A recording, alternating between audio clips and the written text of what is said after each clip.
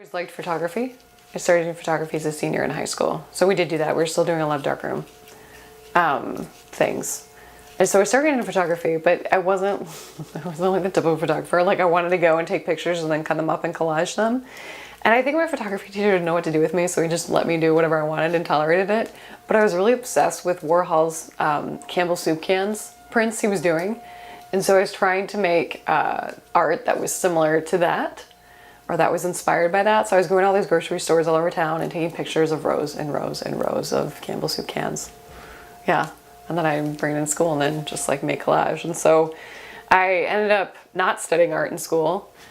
I studied French language and literature.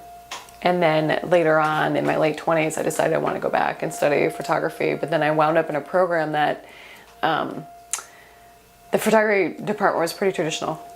And that wasn't a big interest of mine. And so I ended up going into something called intermedia, which allowed me to blend video and performance and writing and photography into different, I guess, compositions. And that was way more interesting to me.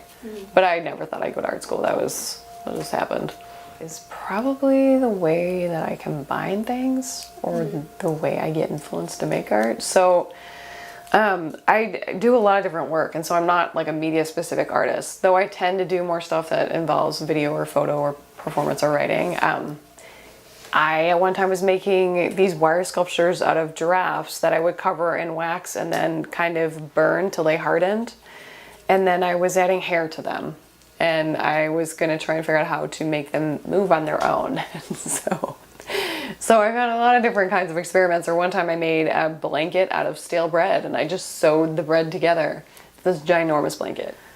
So the one I think that comes up a lot is a project I did in 2009. That was for multiple sclerosis. It was a performance-based fundraiser where I tied myself to a skeleton 24/7 for a week to explore what it would be like to live with a burden, trying to live my life as normally as possible. And I worked with a local organization that was focused on multiple sclerosis in Portland, Oregon when I did this project. And the thing that became so interesting to me is it was a skeleton that I chose, and though I know that there were certain parts where it wasn't an exact perfect fit, the thing that was so fascinating about it was that the object, it could have been anything, I guess at a certain point, it just needed to be something that could break down over time and demonstrate wear. Is that as I carried the skeleton around and I tried to find different ways to ease the burden of it on my life, nothing was ever a perfect fit. Like I tried to put it on a stand and then I'd be wheeling that through the park and then like the top would bend over.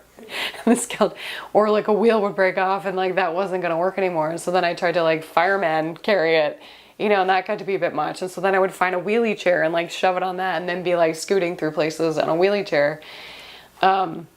But it was always this constant having to adjust and having to figure out how to carry this burden, and it's exhausting. I also worked on a project called Build a House, Build a Home, which was aimed at trying to find the common connection between how it feels to have a home and to raise awareness about those living with homelessness in the area.